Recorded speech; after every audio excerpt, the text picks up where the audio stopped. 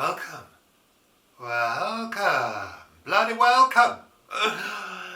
Yes. Sunday chat. It is. Yeah. Thank you for tuning in yet again to another Sunday chat. episode. Brought to you by Richard and Paul. Yes, that's Richard and Paul. That's us. He's Richard. I'm Richard. This is Paul. I'm Paul.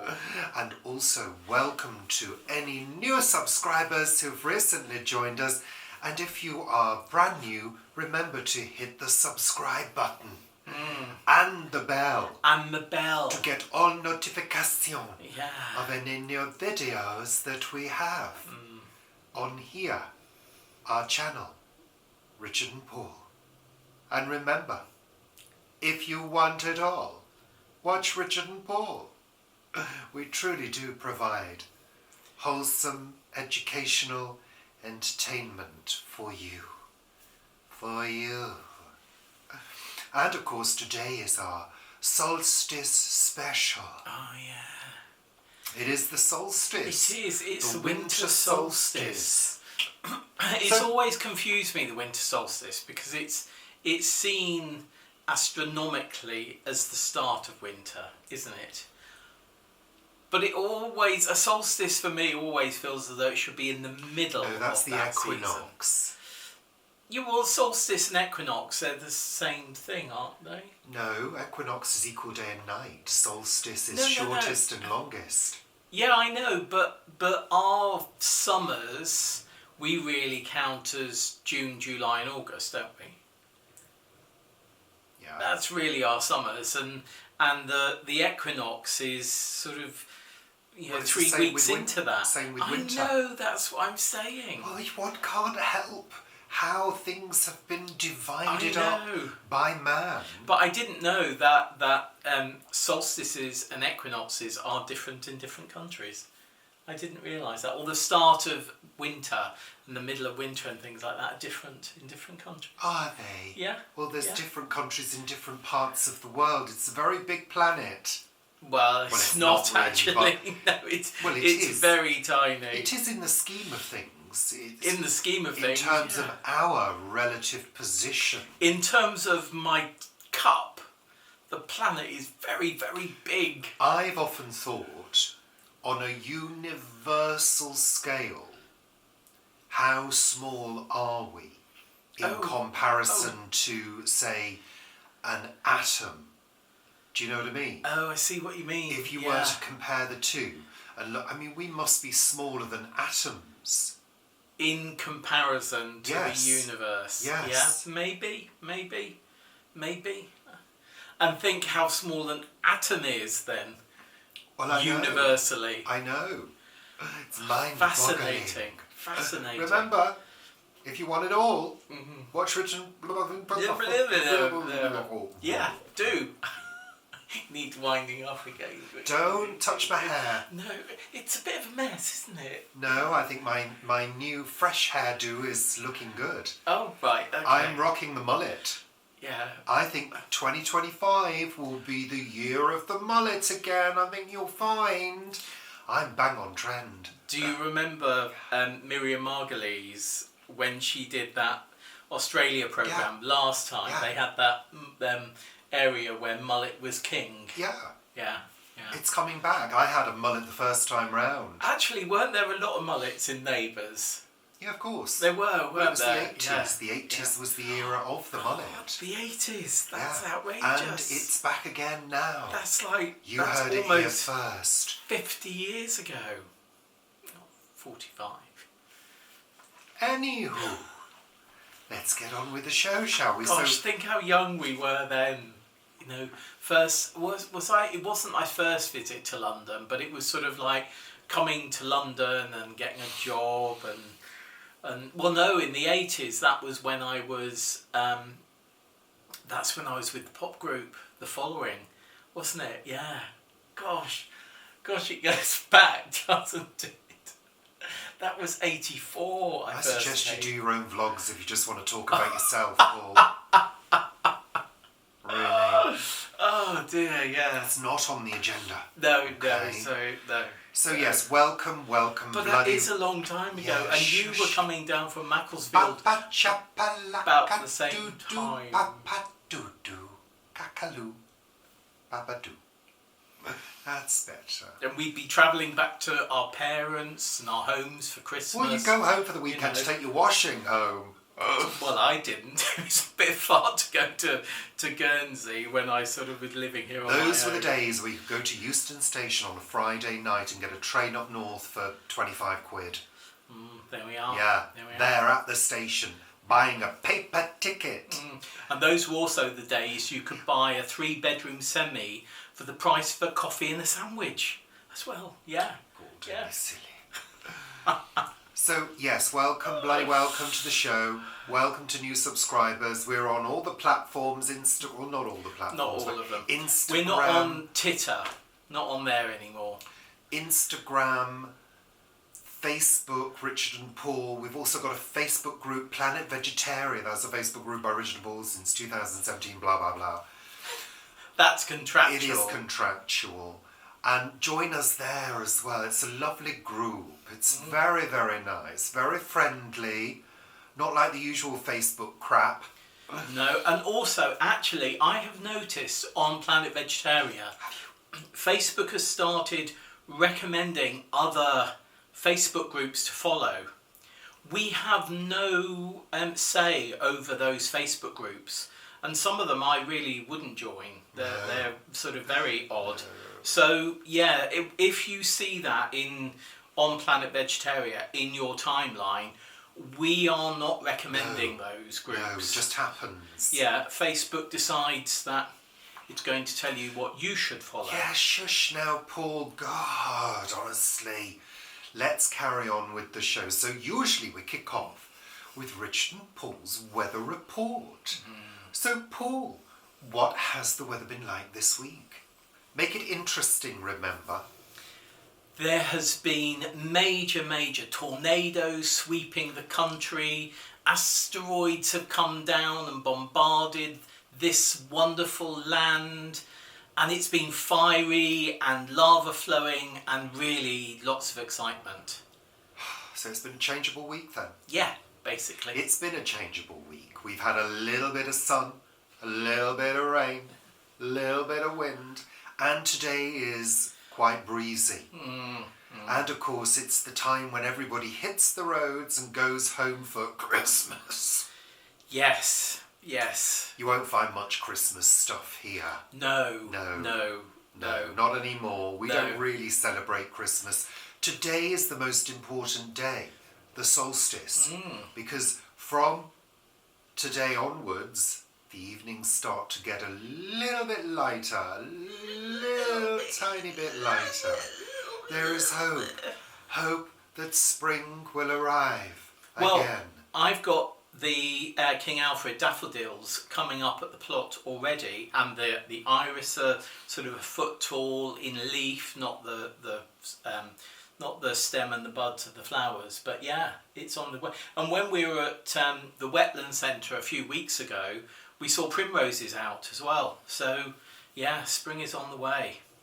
Let's get through winter first. Yeah, which has just started astronomically. So yes, a changeable week, and it has felt quite cold on a couple of occasions.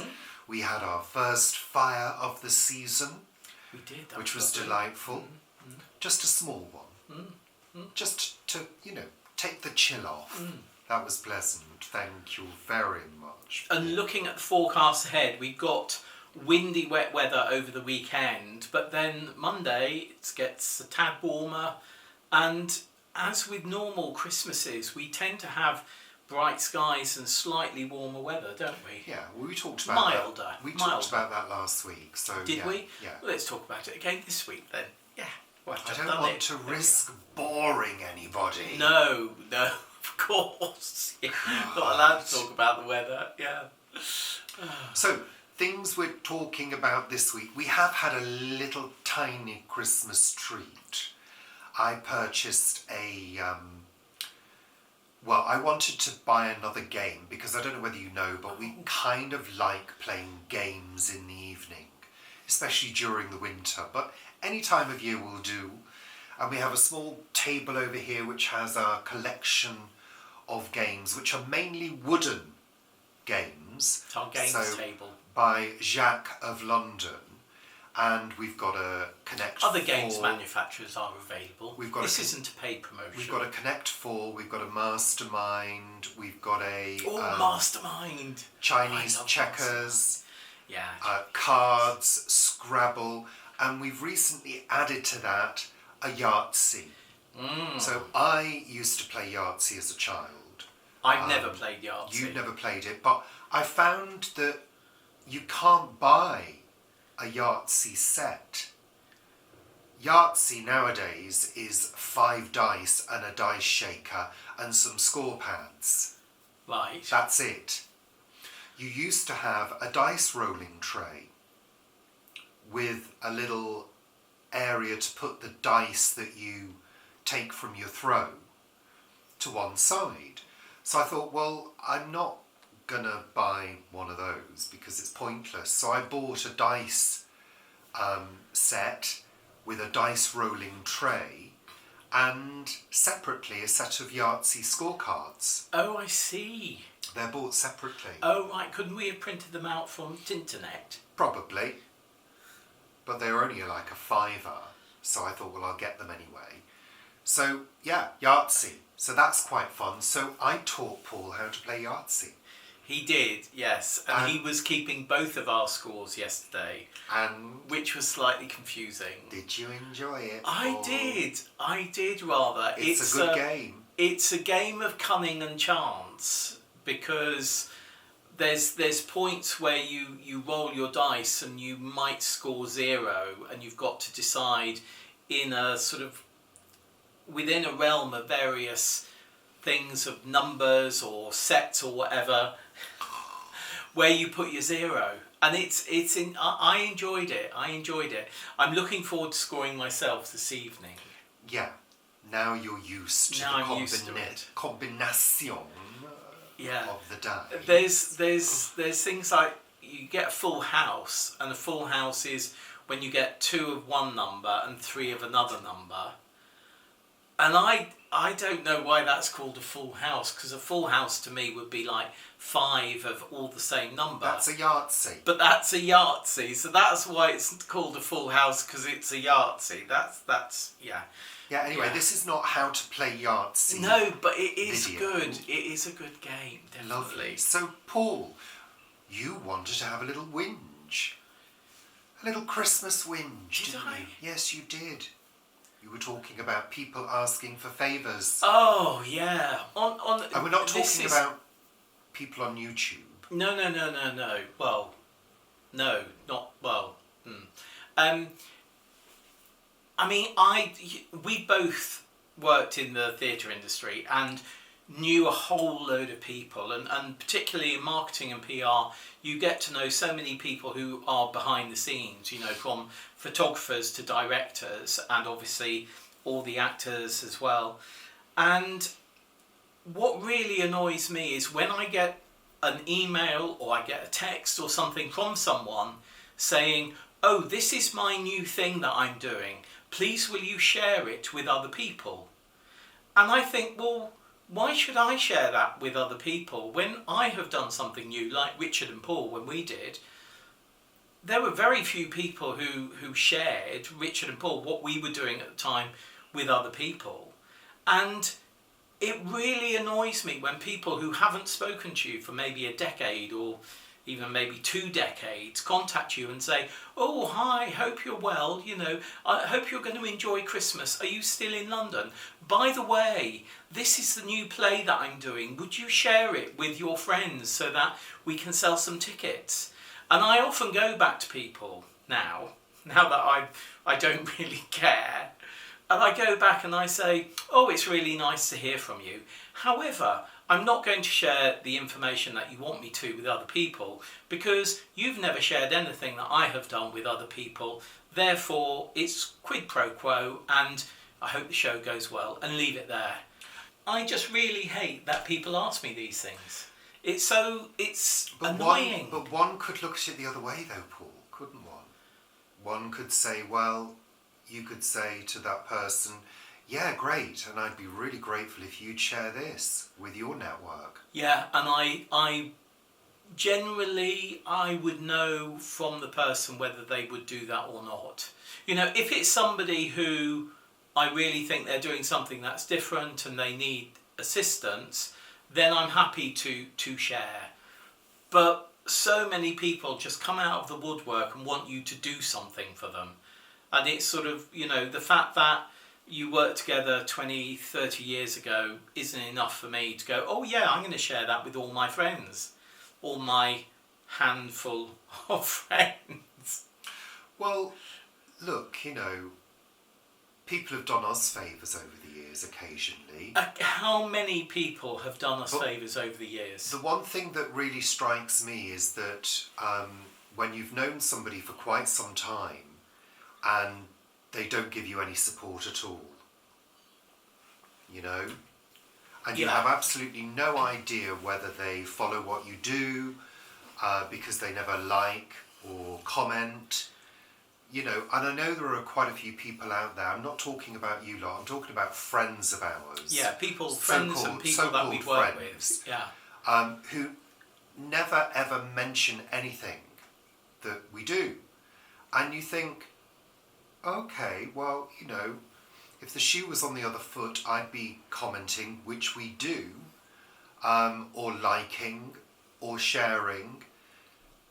We never hear anything back from you, you know. So it's an interesting thing, and I do wonder sometimes why it is, and whether there are some people who are envious of what you do, and envious of any success that you have. And this is quite a British thing. Because one of the things in Britain is, with the press, for example, when somebody does well, they just can't wait for the opportunity to bring them down. Yeah, yeah.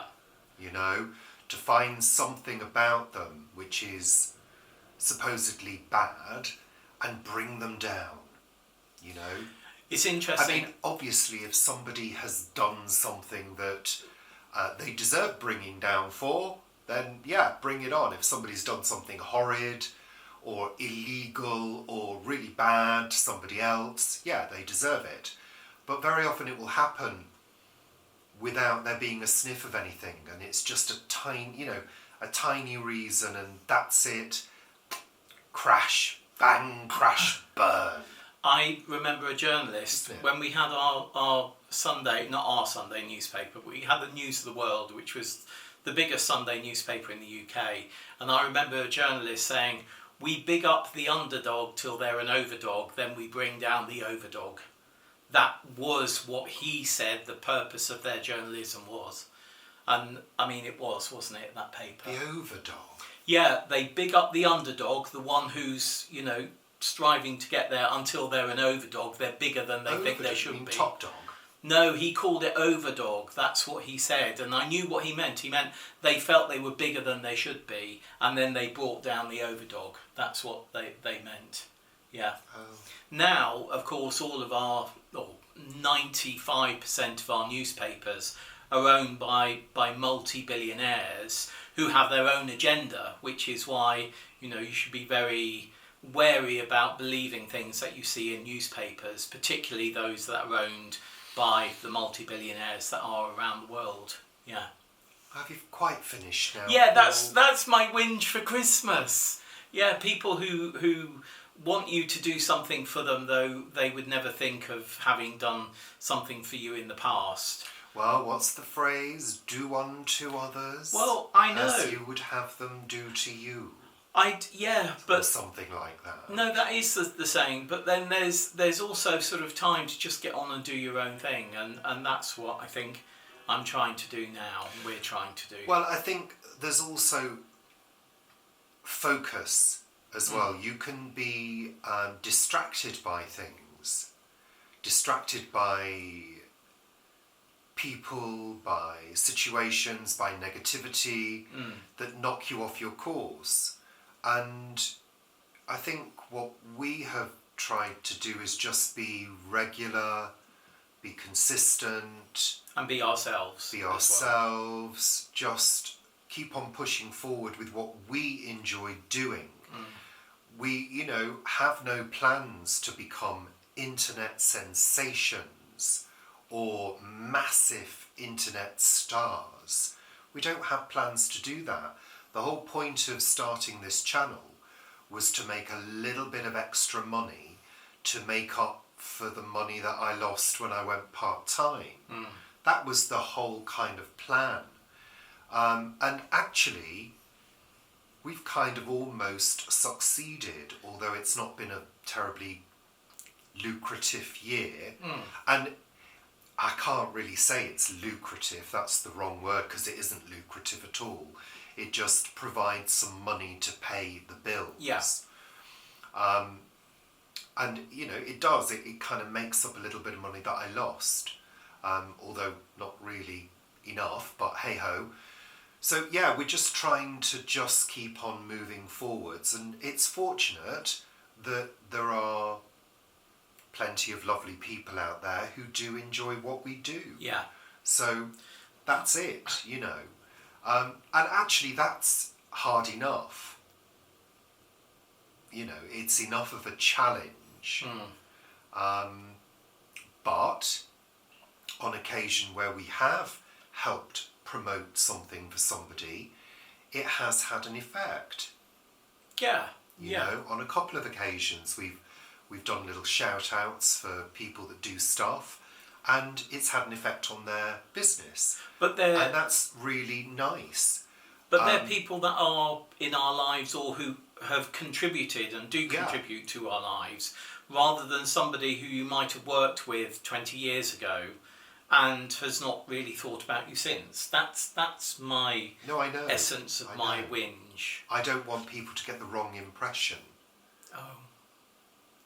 I didn't know we did impressions. That we're, horrible, mean people and I'm some kind of evil bitch. Oh, how could they get that impression wrong? I don't want anybody to think that of me. Oh, lovely. Anyway, so Paul, moving on to the next segment, you want to talk about the price of vegetables. Oh, yeah. Another interesting, absorbing topic for this solstice special. Well, of course it is interesting and very topical because this year our harvests at the plot are down 90%.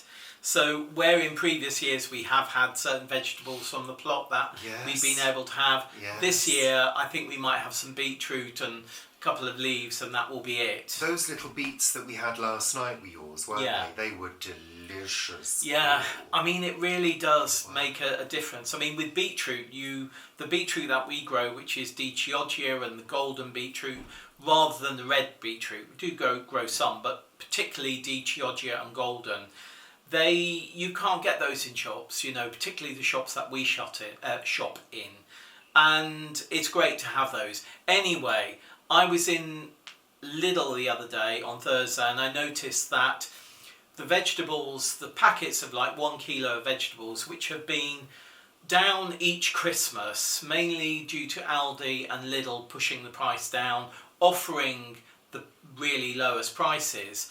I noticed that Tesco's and all the other supermarkets now are really doing the same thing. When I went into Sainsbury's later that day, they were 15p for a kilo of like carrots and Brussels sprouts and swede, things like that, potatoes, where in Lidl they were 8p. I mean, that is just ridiculous.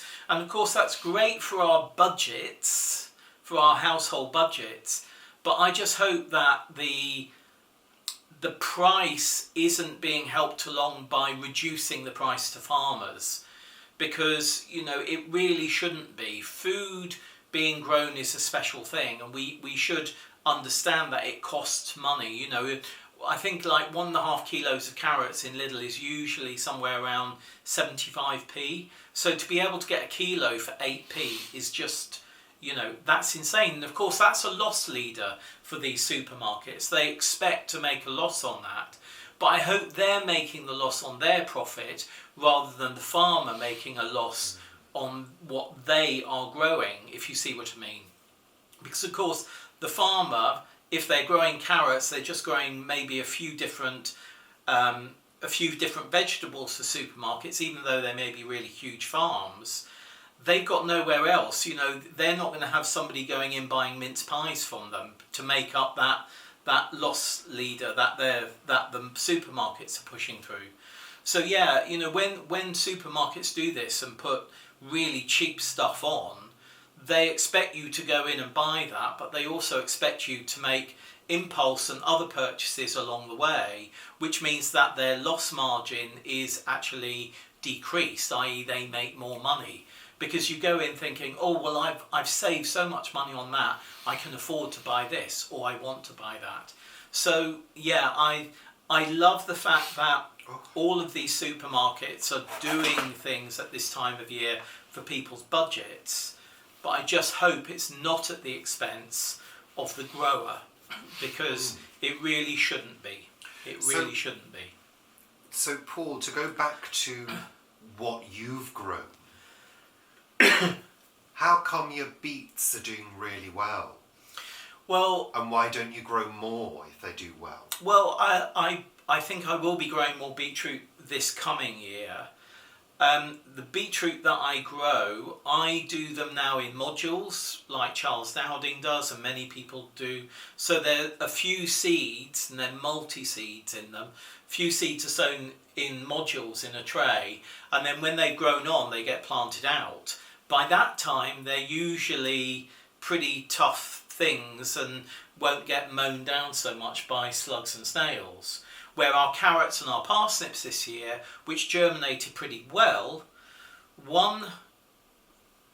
our fox, Brush, decided to lay on them. He took our raised bed literally, so he flattened some of them. And then the rest were mown down over several weeks by slugs and snails. I would get down there and you could see how they had been chewed. And if you watch this week's A Week at the Plot, which will be out tomorrow, you'll see something has happened to our broad beans which have germinated, which is very frustrating, but fingers crossed that they will regrow, or the ones that have been damaged in some way will regrow. But yeah, I think mainly it's been, I most probably haven't sown some things at the right time, and largely it's been down to the weather. You know, we had such odd weather at the beginning of last year for me, i.e. earlier this year calendar wise, the growing season, that things just didn't get away like they usually do, particularly things like tomatoes, cucumbers, squash, and courgettes. Okay. Yeah. Okay, good. Good. Thank you, Paul. Thank you, Richard. Thank you very much. Now it's that time of the week. I like this segment. Yes, I think a few people do. I don't. Well, you're coming to... No, because you'll be able to carry Yeah. on, won't you? Yeah. Yeah, that's the joy of it. Yeah. Yeah. What date are we on Be today? able to carry on for 21st. years. Oh, what's it going to be? Please be easy. Oh. Ooh. Okay, so the word of the week, which is from A Word for Every Day of the Year by Stephen Poole, gifted to me by Vivi Gregory of What Vivi Did Next. So, it's the day we're... It's 22nd. 22nd. Oh, well, that's even easier. It's bottom. It's tits. Not really. Great tits. Yeah. Lambent. Lambent. Lambent. Lambent. L-A-M-B for boy, E-N-T. Lambent. Okay. Is that... No, I'm thinking of somnambulant. No. Right, shush. It's my bit. No, but I was trying to guess. Well, is it it's something not to do guess with the resting? word. I don't know. Okay. Oh, I'll do it without my glasses then, because they're over there. And my magical powers just don't work. They're not going to work. I might grab my tea though. The scientist Tiberius Cavallo, who died on this day in 1809, was the author, among other excursions in natural philosophy, of a letter read to the Royal Society in 1781 entitled Account of a Luminous Appearance in the Heavens. At 10 o'clock one March evening, Callow, who's Callow? Kallo. Or C. Well, they called him Cavallo.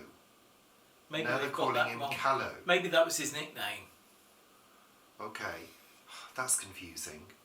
At 10 o'clock one March evening, Callow had observed a dense white light in the sky, forming a complete luminous arch from east to west. He thought it was definitely not an appearance of the aurora borealis, since it eclipsed the stars over which it passed, because its light, or rather its white appearance, was stationary and not lambent, and because its direction was from east to west. Perhaps we shall never know what caused this apparition, but we do know that lambent, from the Latin to lick, originated to describe the kind of flame that dances over a surface, and then came to mean any kind of gentle light, not excluding the sort that poets see in their mistress's eyes, a fine, soft word for a soft glow. Right.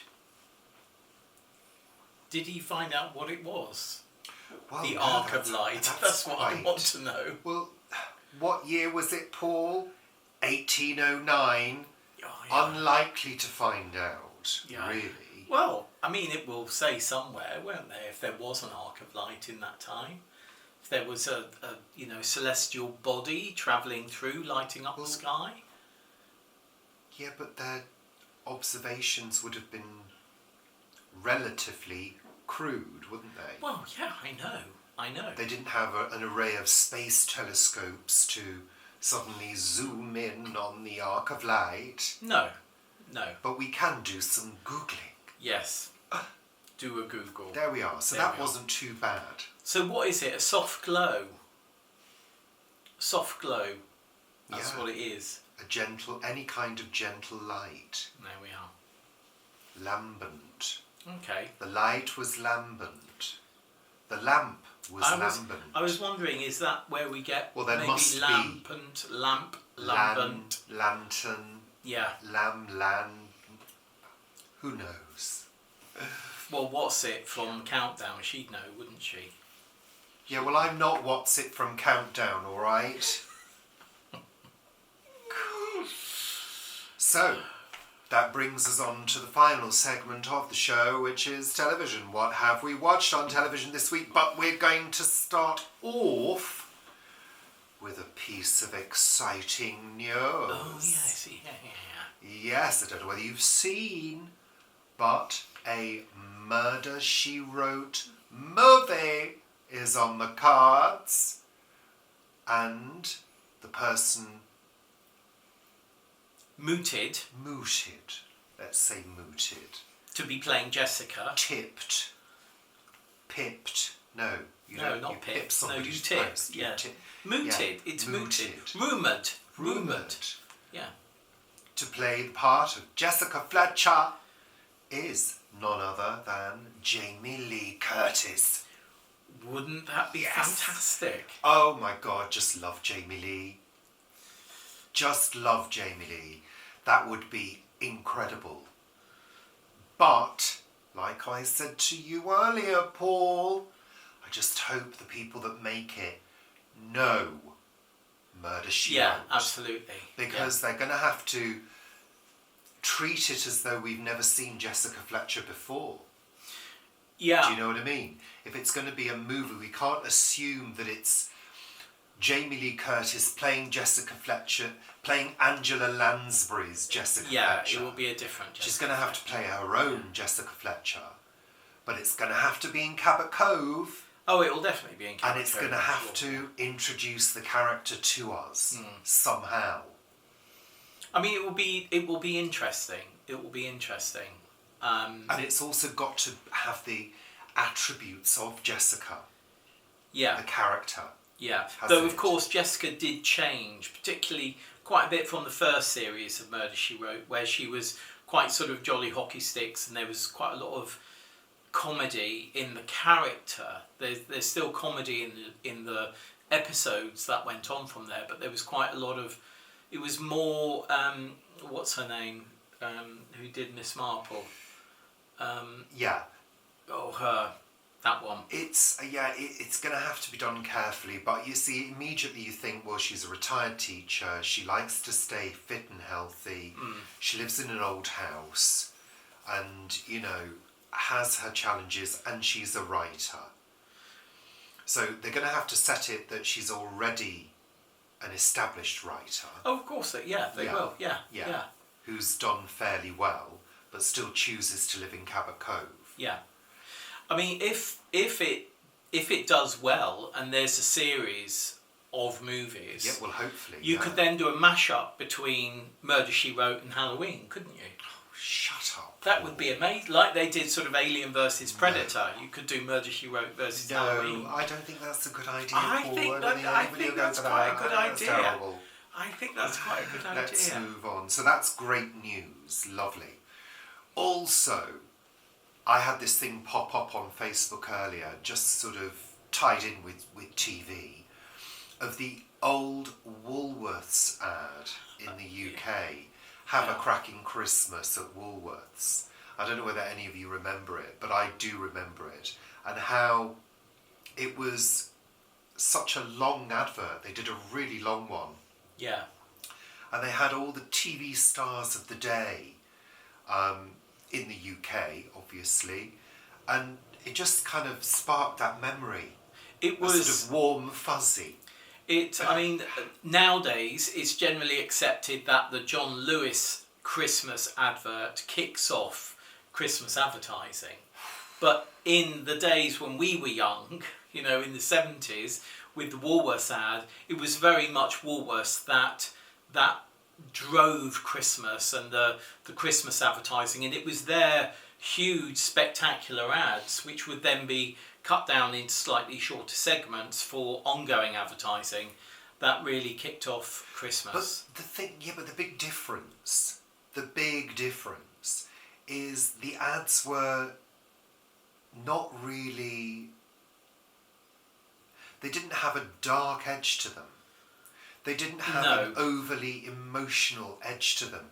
They were jolly. They were fun. It was all about having a cracking Christmas, sparkles and all of it was an uplift rather than, oh God, I feel depressed now. You know. Well, I think the thing is... to me, a sad advert does not uplift me. No, it doesn't, but I think we were saying this. What did I saw? I saw an advert this morning for something.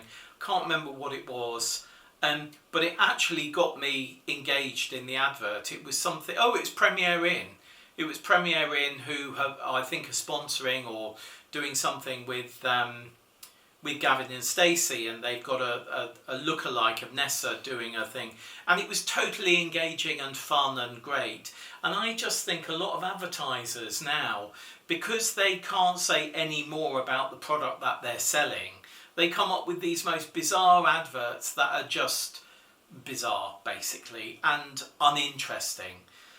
You know, it's a bit like when, who was it recently, Jaguar relaunched themselves and they had no cars in the adverts. You know, it looked like a sort of Benetton ad than it did look like a car advert. I think it's interesting as well because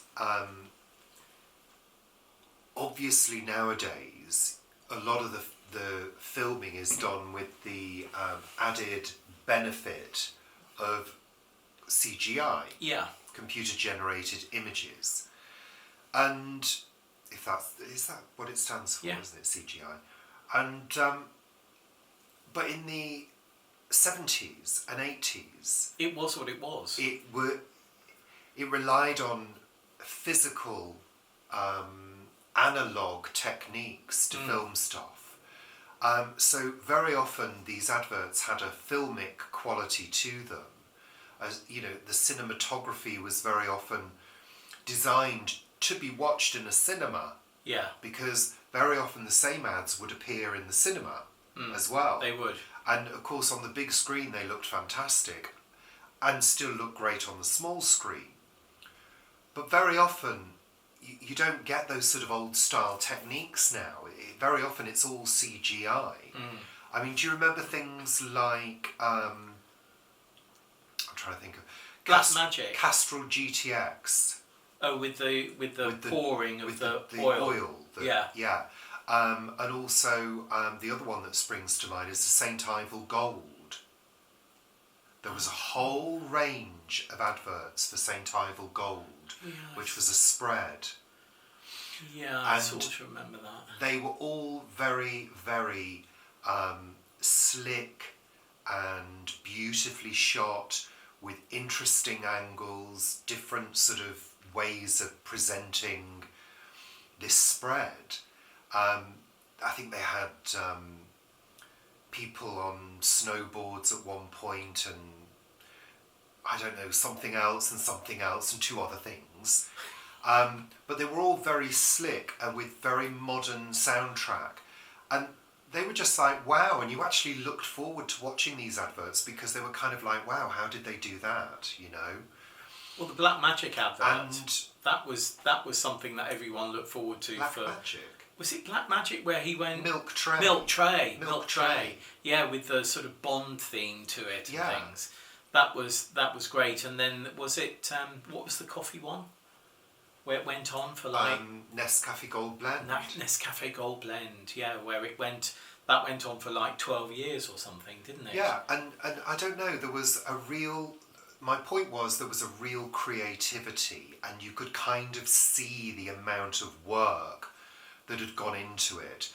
And I'm not saying that, you know, a lot of work doesn't go into CGI stuff, because it does, but it's a different kind of work. Yeah. I think very often analog, old style adverts had a lot of very physical components to them, and probably cost quite a lot of money to make. Well, they did, yeah. But I mean, the CGI ones cost a huge amount now as well. Yeah, but there's very often, it's different way of working, isn't it? You're not going to get huge crews on outdoor locations doing X, Y and Z. But going back to the Woolworths Christmas ad, it was just like every 5 seconds or every 10 seconds, a different star of the day was introduced. They were well known for not just having one face or two faces in their adverts. They would have 15 or 20 faces in their adverts. And Victoria Wood, when she did some of her skits, her Christmas skits, it sort of plays off that, doesn't it? Yeah, she. In fact, I noticed that you'd recorded one of those Christmas specials, Victoria Wood. I think that's the one with several stars. And throughout it you're going, oh, that's so and so. Blah blah blah. Oh, look, there's so and so. Yeah. So Anywho, let's move on. Staying with the Christmassy theme, we watched Wham! Last Christmas Unwrapped, which is the story of the song Last Christmas and the making of the video. I don't know about you, but whenever I see anything to do with Wham! Or George Michael, I just feel sad, incredibly sad. Yeah. I mean, that was such a loss to the industry and to the fans, and to creativity as because well. I think he was at the top of his game. I know he had a lot of personal issues, but he was at the top of his game in many ways, and But yeah, it is. But it was a really, it was a enjoyable program, and they were talking a lot about George and how how the video had come about, and how the video was basically all their friends that are still friends with them now. So it's worth a watch. We won't Yeah. tell you any more about it in case you want to watch it, but it's worth a watch. It's quite interesting. And of course, now in the UK, Last Christmas has gained a new record. Not only was Well, it it's number number one one again. last year, Yeah. which is the longest time from the release of a song to it being a number one, and there also being a Christmas number one. This year it's number one again, so there's another record there of the first song to have 2 number one Christmases in a row. Yeah. Amazing. Yeah. And that was on BBC Two. Yeah. Also on BBC Two yesterday afternoon, we caught Now Voyager with Betty Davis. Yeah. Betty Davis, Claude Rains, who played the Doctor. Yeah. Is it Hindman or something? Yeah, I mean, who played the other? Yeah. This the other is interest. 1942.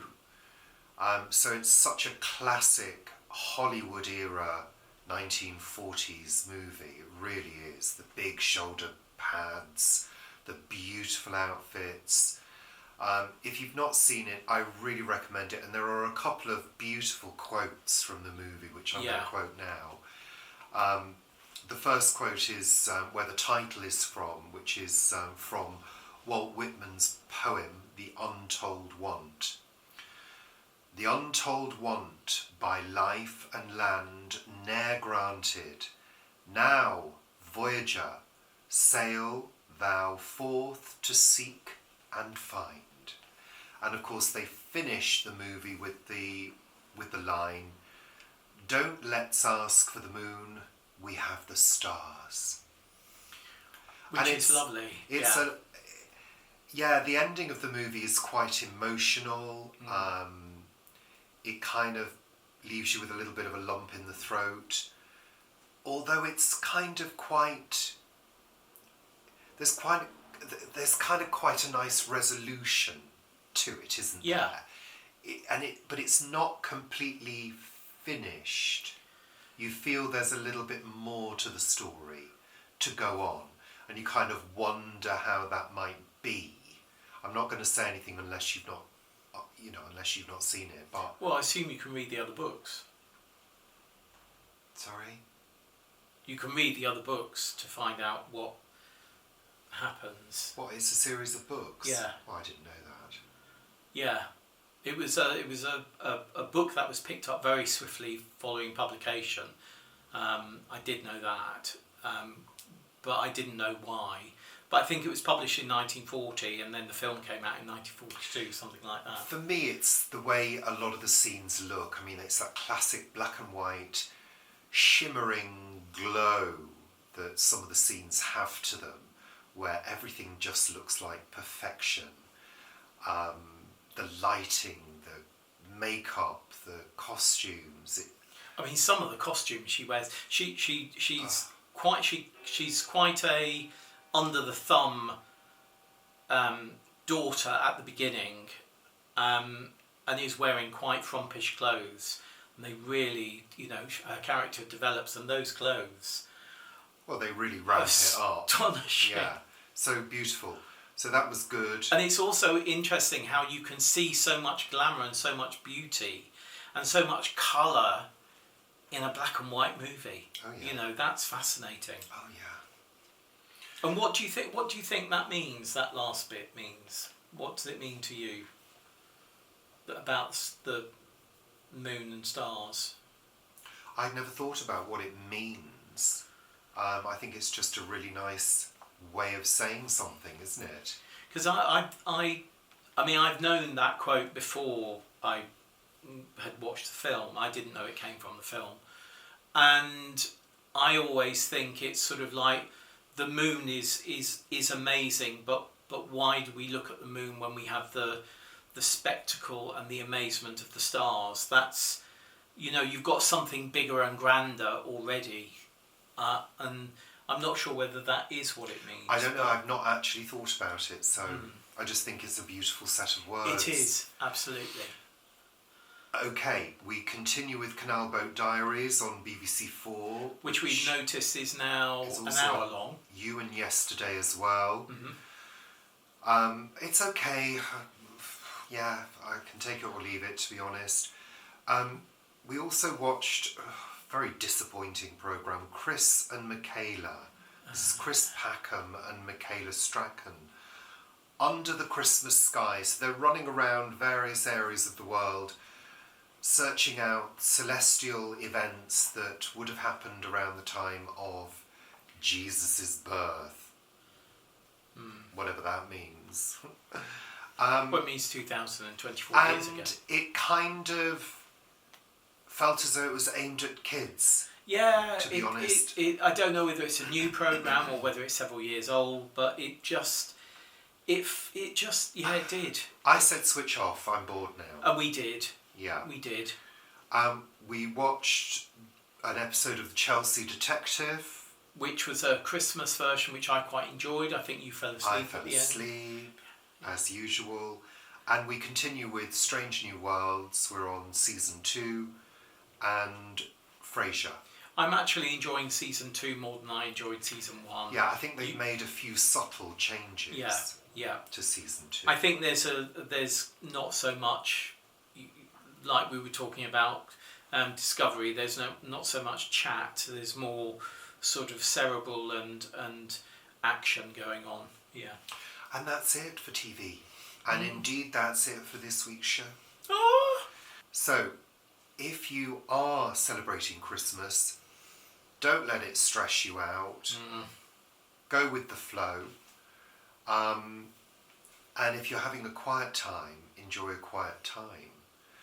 We at some point will be popping up to do a little live show to say hi. Not a massively long one, but just to say hi.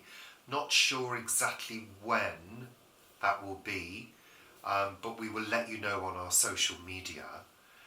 And just make sure you have a safe, peaceful, if you can, holiday, and try and enjoy the time. And of course, for some people, it's not a holiday.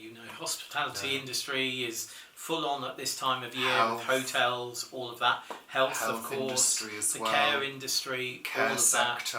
that. So Plenty of people working. Yeah, whilst many people are taking time off, there's others who are still working full tilt. So yeah, absolutely. Yeah. So whatever you're doing, stay safe. It's a jungle out there.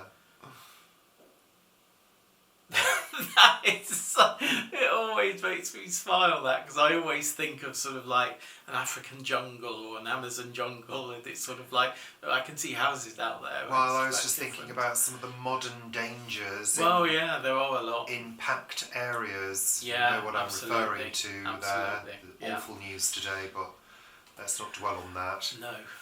Stay safe and enjoy your break, whatever you're doing if you're having a break. And we'll see you next week when it's all finished with.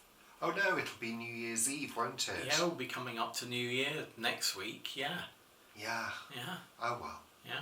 Roll on 2025. May the aliens invade us. How do we know they haven't already? Who cares? Yeah, absolutely. Whatever, hi. Right, have a good one, have a quiet one, and hope it has no major drama. Take care. Toodle pip. Au revoir. Bye. Bye.